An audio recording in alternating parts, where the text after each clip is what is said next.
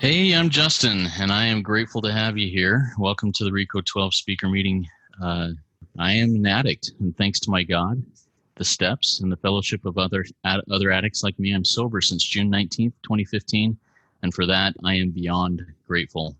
Welcome to the meeting again. We are an organization whose addictions include alcohol, drugs, lust and sex, food and gambling, just to name a few. We come together from all places, faiths, and backgrounds to learn the similarities of addiction and to gain tools and hope from others who are walking a similar path. We invite recovering addicts with at least 1 year sobriety and who are actively working their own recovery in their respective fellowships to share their experience, strength, and hope as our guest speakers on a live Zoom meeting each Friday at noon Central Time. That person will speak for 20 to 25 minutes on a recovery topic that is near and dear to their heart. Then we, the live audience, get the opportunity to ask questions of the speaker for another 20 to 25 minutes. In order to ask questions if you're here live, please type them in the Q&A link at the bottom of your Zoom window. If you are hearing this podcast recorded at a later date and would like to participate as a live audience member, or if you would like to be a live guest speaker in a future meeting, please go to www.reco12.com. That's RECO12.com. to learn more and submit your email address there to receive weekly invitations or to submit to become a guest speaker. RICO 12 is an ad-free service and we appreciate your help in keeping it that way. We gratefully accept contributions to help cover the cost of the Zoom platform, podcast platform, web hosting, and administrative costs. The guest speakers also choose a fellowship or recovery-centered organization to which the majority of contributions from that week's meeting will be donated to. To contribute, you can go to reco12.com/support, or you can click the link to PayPal that I will put in the chat in the live meeting in a little bit here. Or if you use Venmo, you can contribute there. Our handle is at RICO-12, spelled out TWELVE. When you contribute, please specify the meeting number. This is meeting number 2.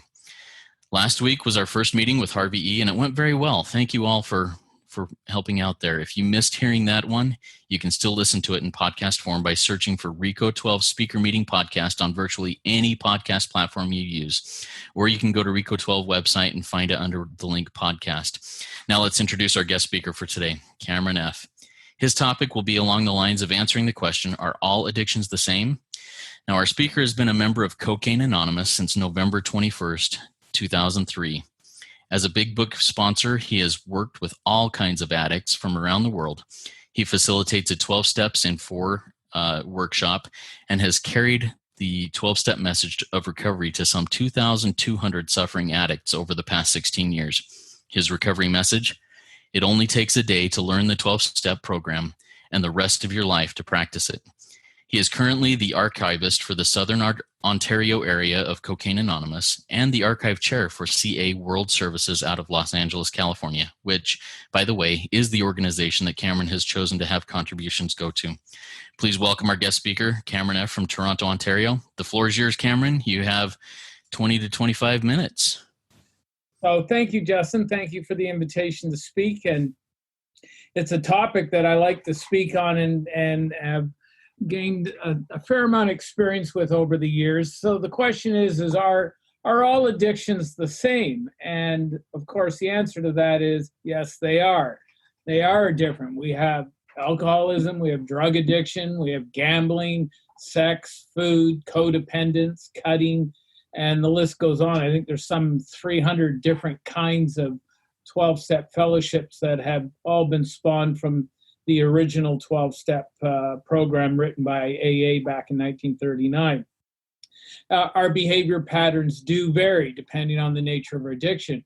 But what I want to speak mostly about today is to the notion that, yes, all addictions are different. However, the problem is the same for all addictions, and the solution is the same for all addictions. So that's what I want to speak mainly about today. I'm what's called a Big Book sponsor. I use the Big Book as my recovery text. I like the way the Big Book is written. It's written like an instruction manual, and it's a fairly effective instruction manual for recovery from, in my opinion, any and all addictions.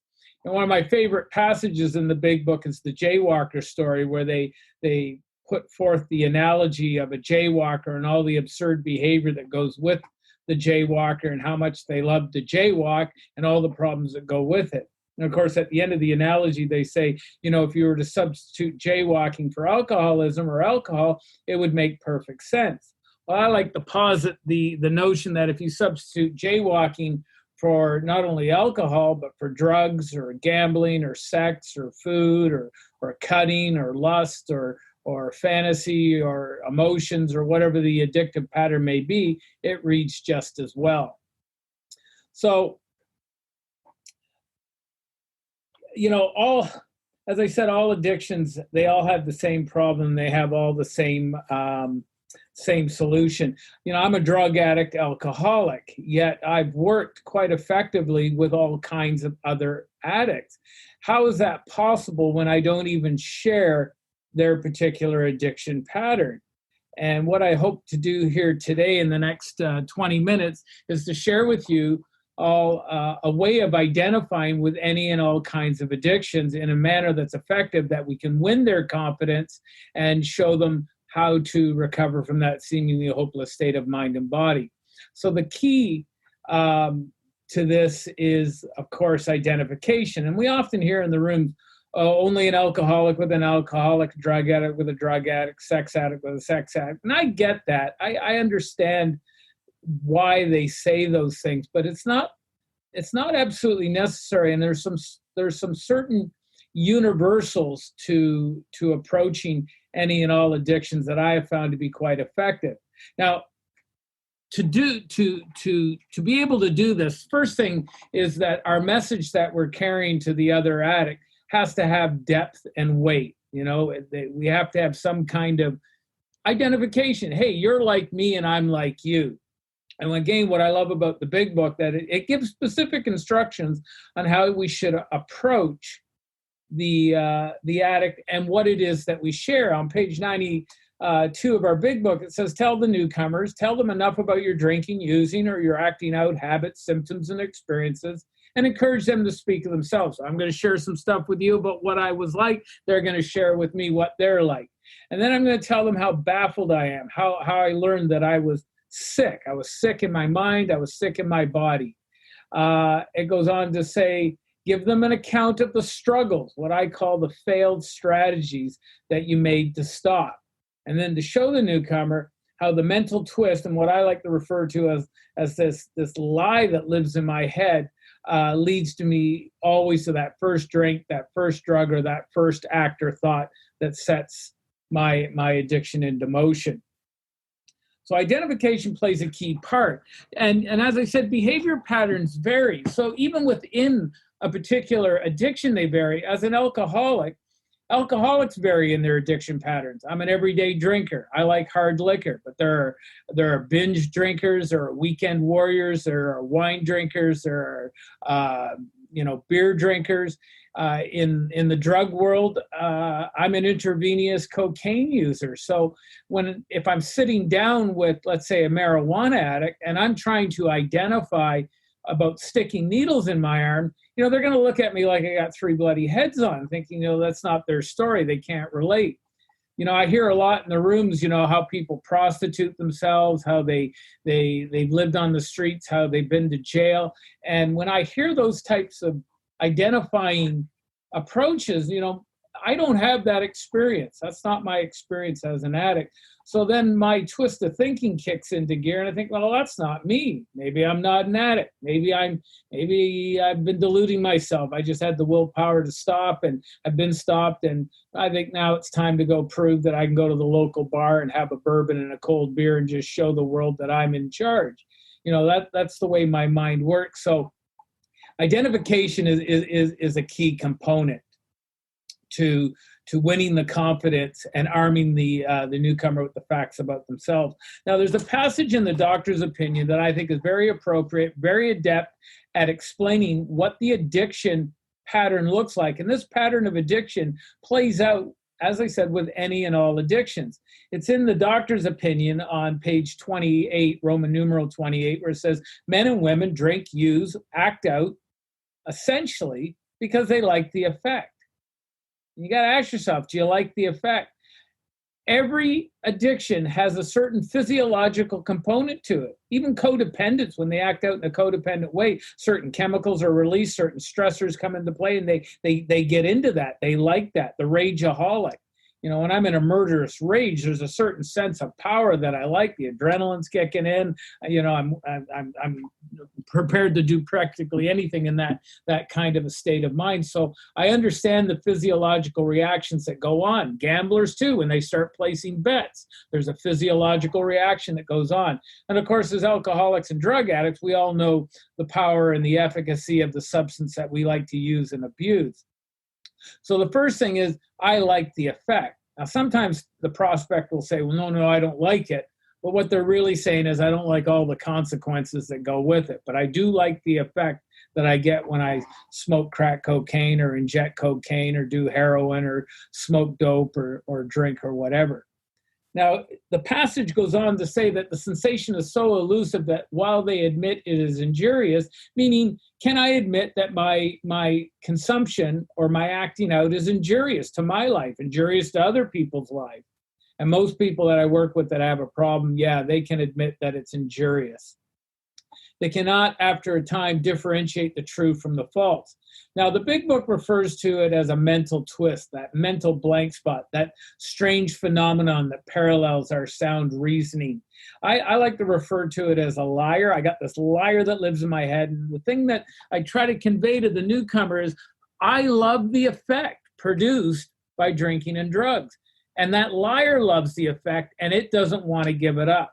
So what it's done is it's built this research and development annex in my brain and employed thousands of technicians working on new ideas, new excuses, new justifications, new reasons why this time when I do it, it's going to be okay. And the problem here, and this is the problem that's universal amongst all addicts, is the liar always wins the argument. And I pick up the first drink, or I do that first drug, or I have that first thought or that first act, and it sets me out. There's another universal aspect to addicts. To them, their addict life seems the only normal one. It's normal for me to be altered in my mind. Being straight is not normal. I have a certain baseline of how I experience the world. It goes on to say they're restless, irritable, discontented. I like to add to that list, we're bored, we're depressed, we're anxious. And these are symptoms of a malady that I experience. And I don't like feeling that way. So I seek a solution to my problem. See, drinking and using wasn't the problem. That was my solution. Running out's a problem, but drinking and using was my solution. So I could again experience that sense of ease and comfort which comes at once. When I smash cocaine or drink bourbon or smoke really good dope, I get present to the power of that substance. I love the effect. It pushes whatever's going on in my life, and I just get present to its power. It's like an old friend coming over for a visit. Why did I ever quit? This is exactly the way I want to feel, and then I'm off again, right? And it's problematic because I see other people doing it with impunity. They do it without consequence. My wife can have a drink. She gets that warm and fuzzy feeling I get. But then for her, she gets kind of nauseous. She doesn't like the sleepiness that comes with it, and she stops. Now, I never got that experience when I drank. I love drinking. It's like, wow, this is exactly the way I want to be. And I want to be this way 24/7. And drugs, it was even better. So I see others doing it, and I think my mind tries to convince me, well, I should be able to do it like her. But my experience tells me something different. It goes on to say, after they succumb to the desire again, as so many do, and I would succumb to the desire again and again. And then here's another universal pattern to all addictions. There's this phenomenon of craving. Now, this is the body allergy. This is a physiological component. I like the way my body is reacting to this drug or substance or behavior. And, but it goes from being that luxury that I once entertained where I could take it or leave it. And now it became something that I absolutely needed to do. And when I would do it, I couldn't predict what that was going to look like. I couldn't predict what, I'd like to say I'm just going to go to the bar, have a shot of bourbon and cold beer, but I could never always predict that outcome. Sometimes I could, but more often than not, I ended up drinking, and then I'd be calling the dealers and all hell would be breaking loose. So this phenomenon of craving develops, and I go out on what they call the stages of a spree, where I can't predict the consumption. It's going to run its course. And then at some point, could be a day, a week, a month, a year or more, I emerge from the spree full of remorse and horror and hopelessness. And I think, oh my God, I can't go on like this. I've got to stop. And I make a firm resolution not to do it again. And you talk to anyone who's got a problem with addiction, whatever the addiction may be, they can all relate to that pattern of behavior, and certainly making that firm resolution not to do it again. And I often say that, if we were to be hooked up to lie detector tests at this juncture, I think it would register for truthful as everybody. We really do mean it with all our resolve. We don't want to do it anymore. But because I don't know how to live without the booze, the drugs, or the acting out behavior, and I can't live with it, I get stuck and I start to dry out. I get into what I call sobriety. And because I don't have a solution to live without booze, drugs, or acting out behavior, I start experiencing the symptoms again of my malady. I get restless, irritable, discontented, bored, depressed. And next thing you know, I'm succumbing to the desire again. I'm putting another drink, drug, or behavior into gear, and I'm off on another spree, followed by more remorse, followed by another resolution, and round I go on that wheel of misfortune, pursuing it to the gates of insanity or death. And this is, as it says, this is repeated over and over and over. And unless this person can experience an entire psychic change, there's very little hope for the recovery, which is a pretty ominous conclusion. And I'm not really quite sure what the spiritual experience they're talking about entails, but that's the solution to our predicament, and that's something that steps 2 to 12 handle quite well.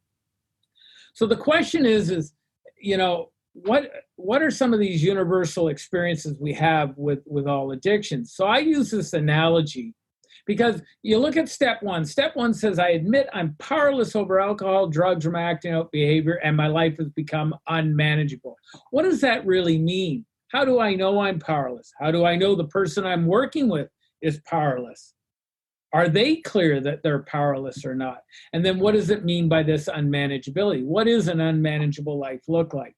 So I use this analogy where I talk about addicts are like men and women who are drowning, and we know we're drowning, and we're desperate for some kind of power to keep our head above water. So we notice floating on the surface these logs, and I think, you know what, I'll swim to the log, I'll hold on to the log, and I'll keep my head above water, and I won't drown. But when I reach the log, if you ever picked up a log that's been in the water a long time, it kind of gets a slimy coat to it. It's slippery. So as a power, I might be able to hold on for a day, a week, a month, a year, maybe a little longer, but at some point, the log fails me as a power.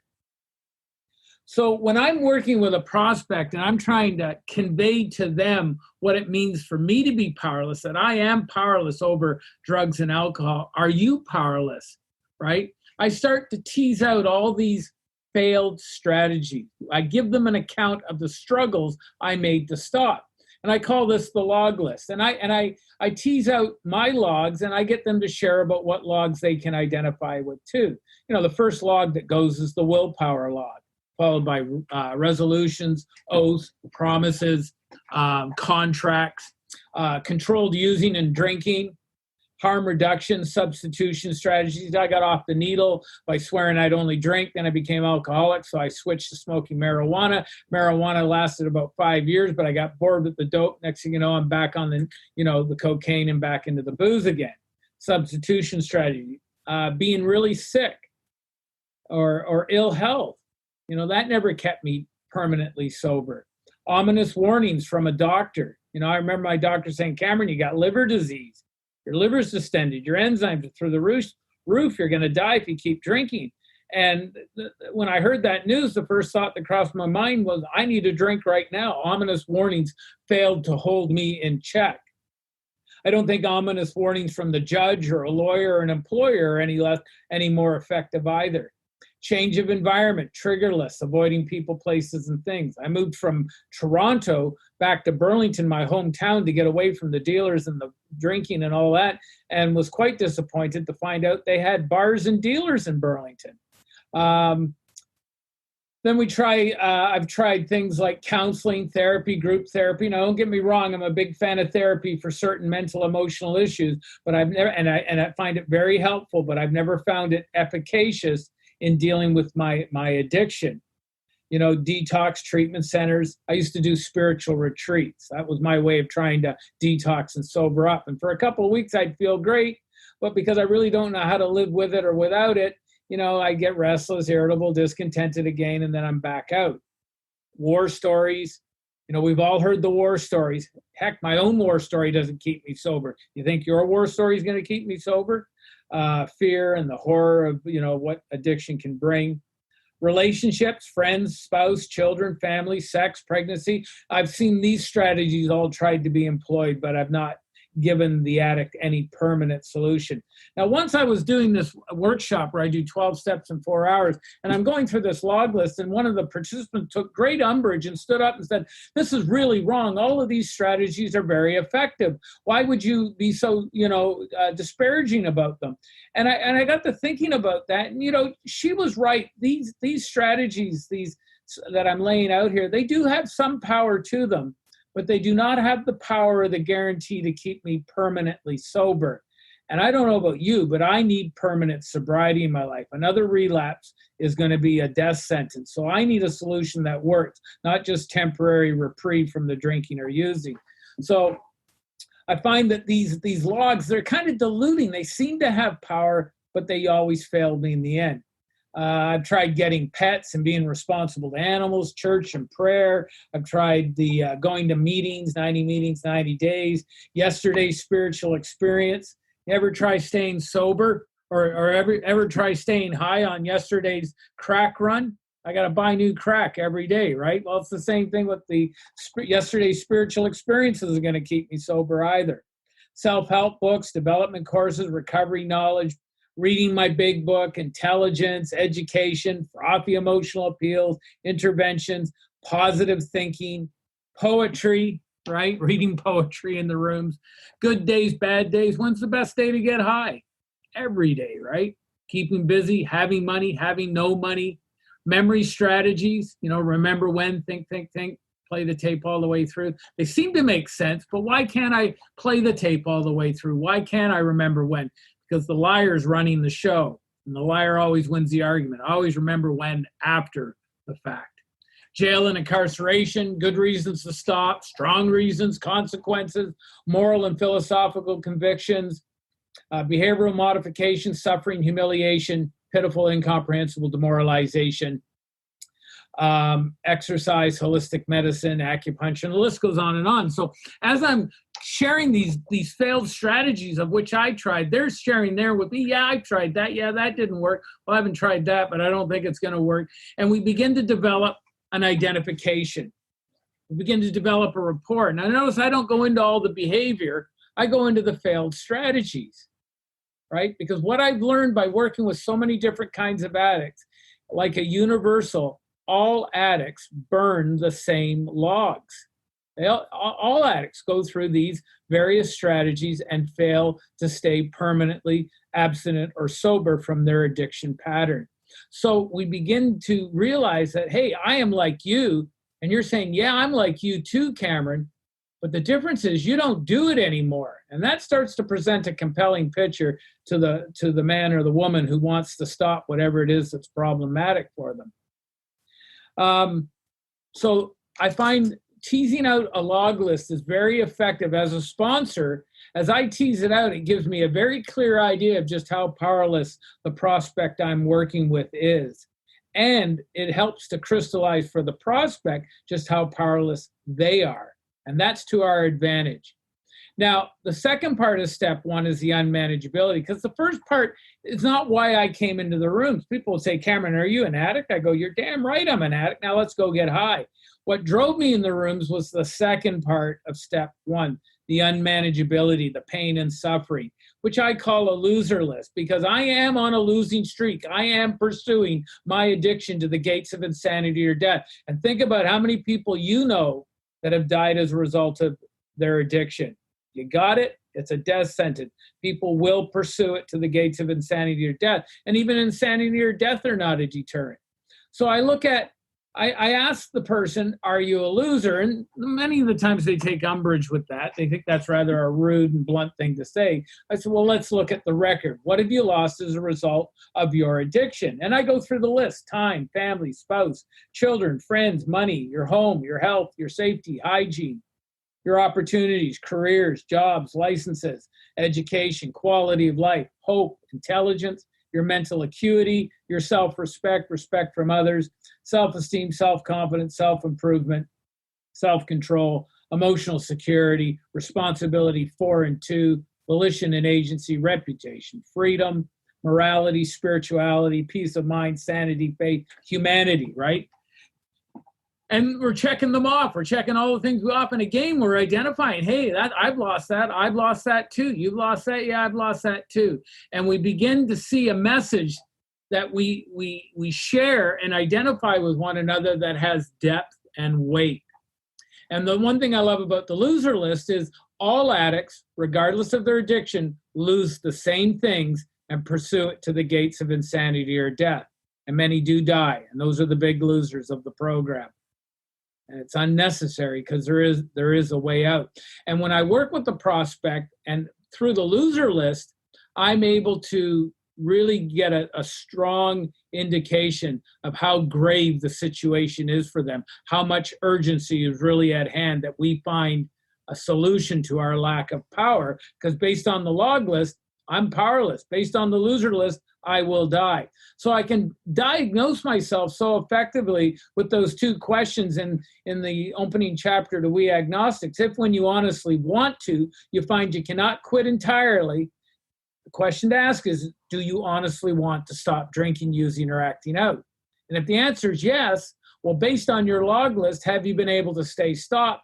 And the answer is no. Then if when drinking, using, or acting out, do you exhibit little control when doing that? And if the answer is yes, congratulations, you're one of us, right?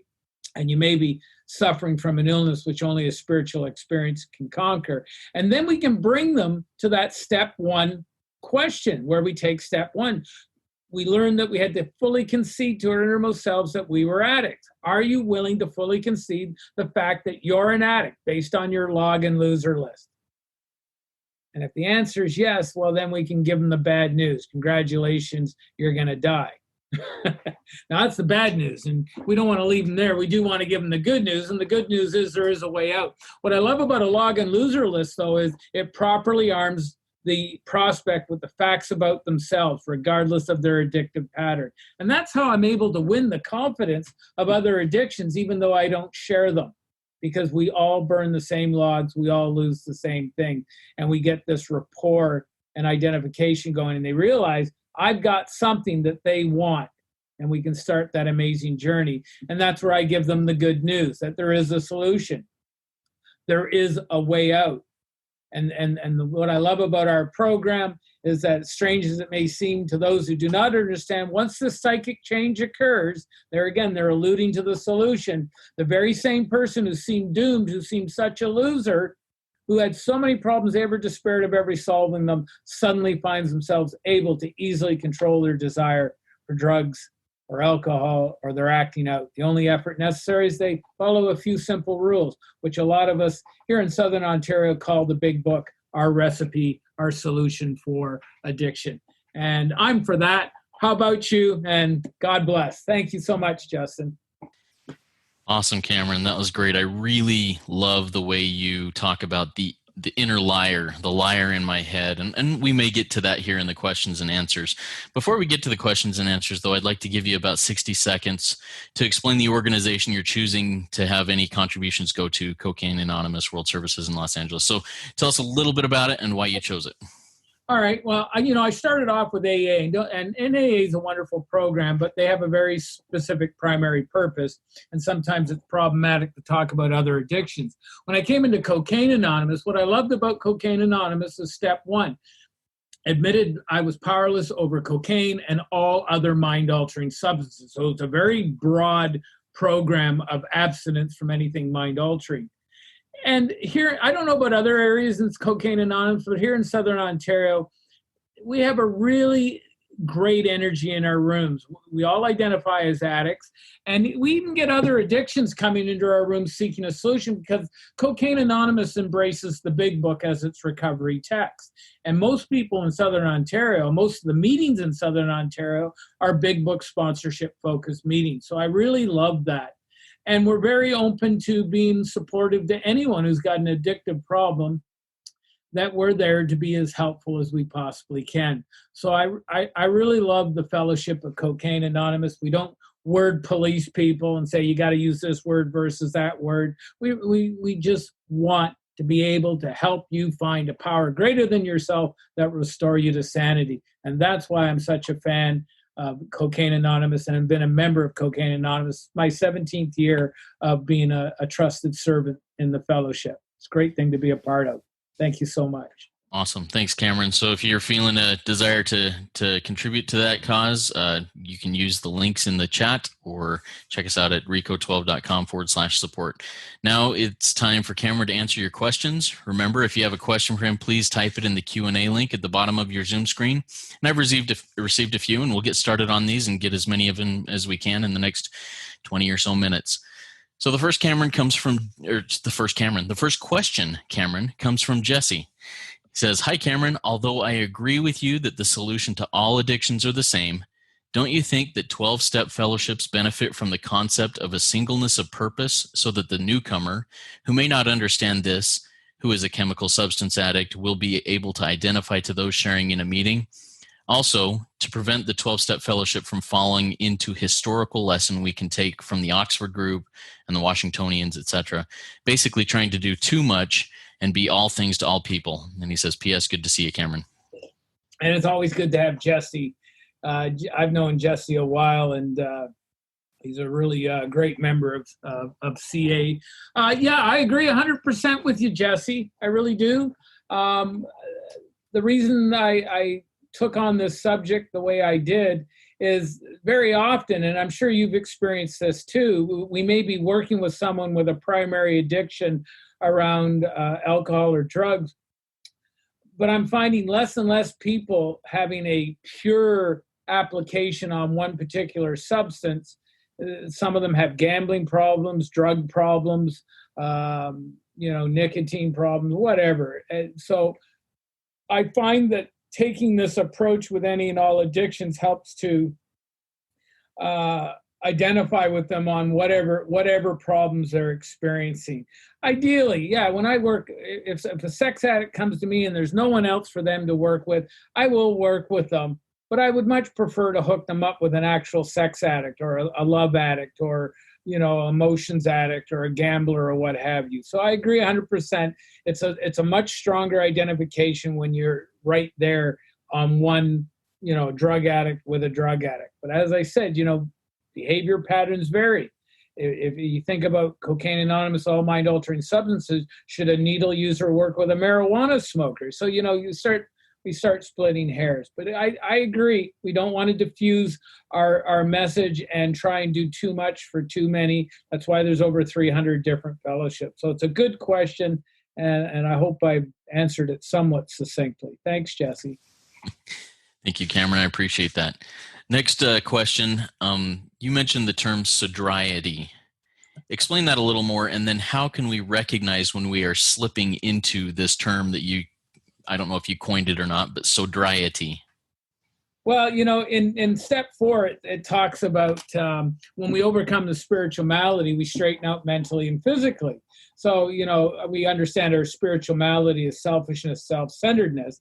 And, when I'm in that zone, I'll experience the symptoms that go with that.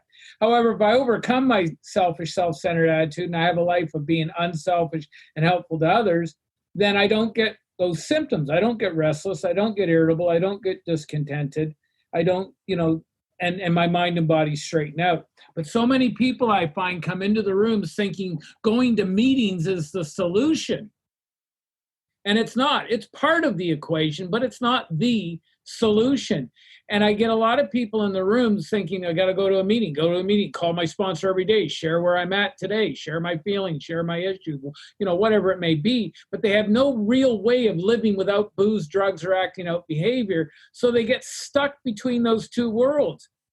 And because they're untreated, they start to experience those symptoms of restlessness, irritability, discontentedness, boredom, depression, anxiety. This is what sobriety brings out, the untreated dry drunk.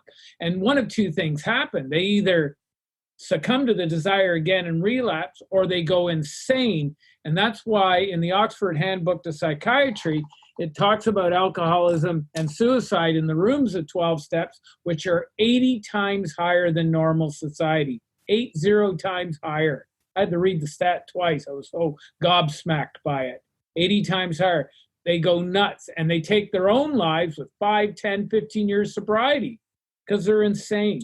That's what I mean by sobriety. Page 52 of the big book, sometimes referred to as the bedevilments, is a pretty apt description of what a dry drunk looks like. Thank you, Ben. Thank you for that. Now, the restlessness, irritability, and discontentedness, these are things. I mean, I was talking to somebody here recently with several years. I think he had about 4 years sobriety, and he was really struggling with kind of a block, and there was a lot of restlessness, irritability, and discontentedness. We know the solution. It's a step 2 solution, but what do you do when you come into somebody with several years sobriety who is in sobriety and really going insane at that point? Well, I always take a look at, first of all, do they know how to work a program? So I always ask, when was the last time you did all 12 steps? When was the last time you took someone through the steps?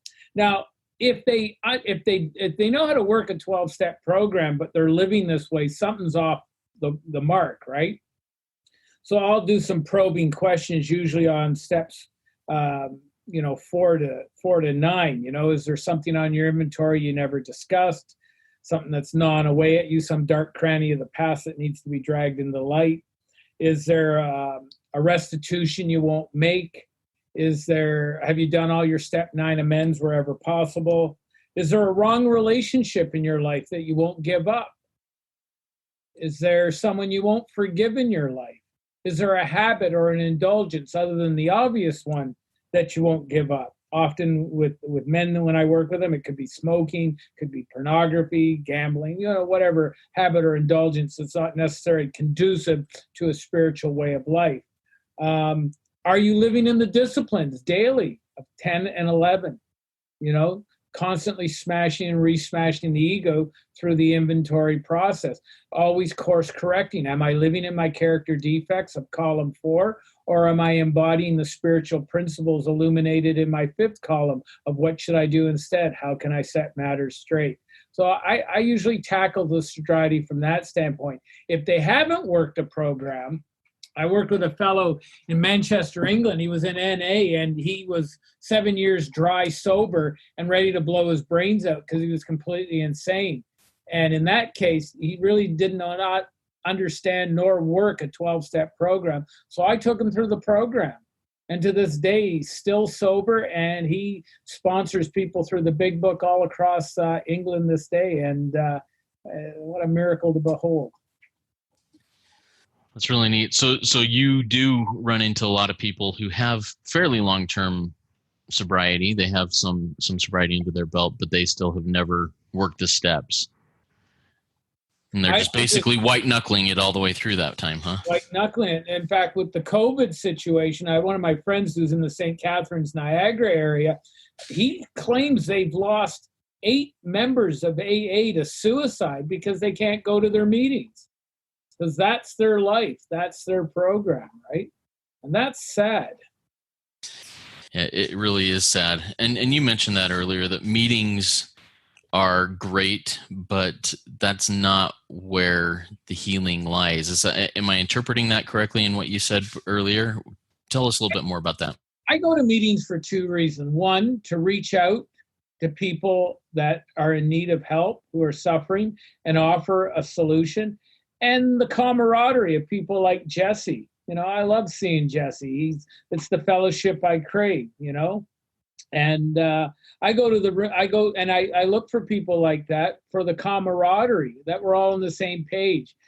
We reinforce one another's morale that the solution is really working. We bear witness and testament to each other that the program is at the play. So those are the reasons I go to a meeting. And I go to a fair number of meetings, even more so now that the Zoom platform is here. I've done more meetings in the last 120 days than I have in the last 3 years. Like it's been amazing.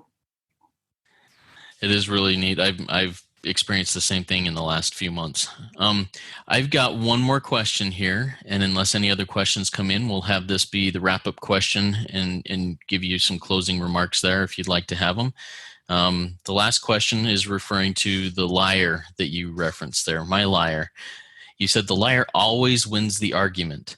So what is the key to keeping the liar at bay when he starts creeping in there and telling me lies? Well, there are several different tools that we have to curtail and defeat the liar. First is our flimsy read of the program, a power greater than ourselves, a connection to a higher state of consciousness, rigorous application of the spiritual principle of honesty, to be rigorously honest. If we're going to defeat the liar, then honesty seems to be the key spiritual principle to embody.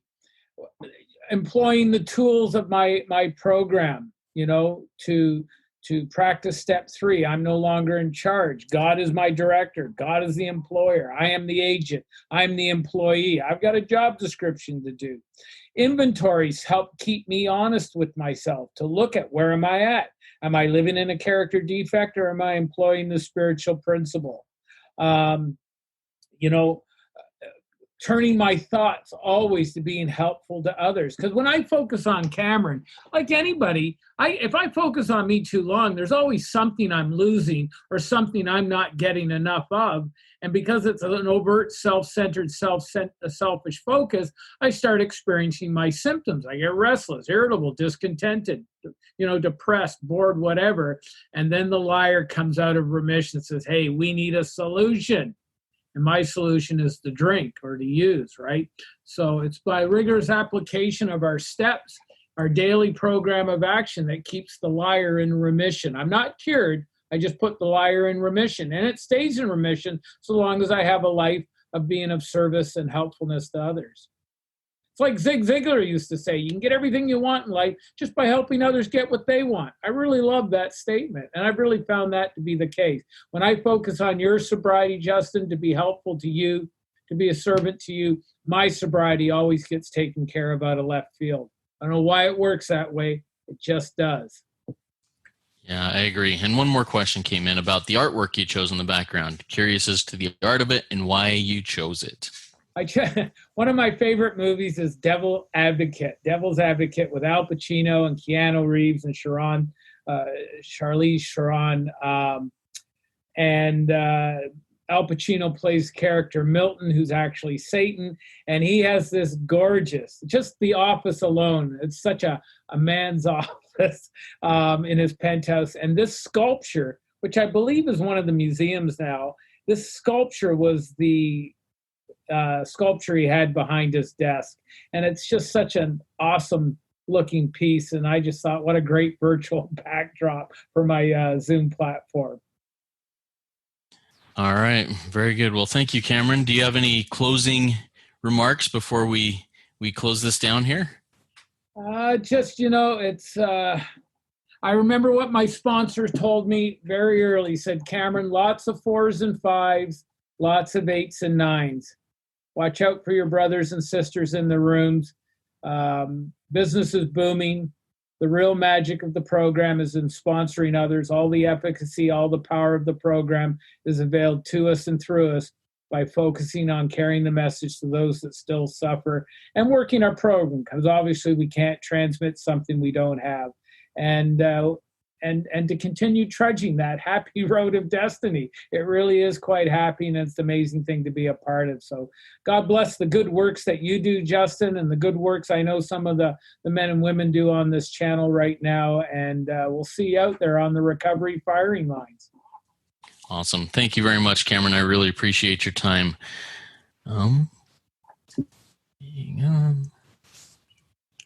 Okay, so that was a very nice and great RICO 12 weekly speaker meeting for all addicts and those wanting to learn more about addiction and the recovery therefrom. If we didn't get to your question or you have other questions, please go to rico12.com/forum and join our community and ask those questions and answer others' questions that will come up. I invite the audience to come back next week. We have another great speaker. It's going to be John, who's an alcoholic, and he's got a lot of recovery, and he has a great story. If you have not yet gone to rico12.com and submitted your email address, you only need to do it once. Please get on the invitation list so that you can join us live each Friday at noon Central Time. Now, if you'd like to join me in the third step prayer to launch us off into the rest of today, please do so now. God, I offer myself to thee, to build with me and to do with me as thou wilt. Relieve me of the bondage of self so that I may better do thy will. Take away my difficulties that victory over them may bear witness to those I would help of thy power, thy love, and thy way of life. May I do thy will always. Amen. Keep coming back, guys. It works if you work it, so work it. You're worth it. Have a fantastic day, everybody. Thanks again, Cameron.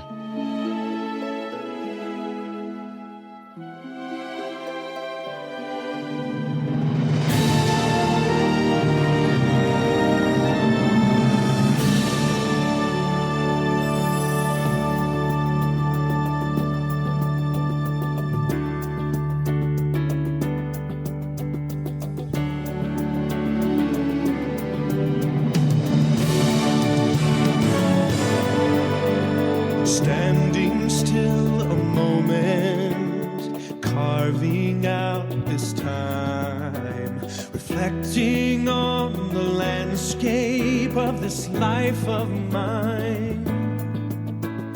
Peaks too high to conquer, streams too wide to cross, troughs too deep to walk through without incurring loss.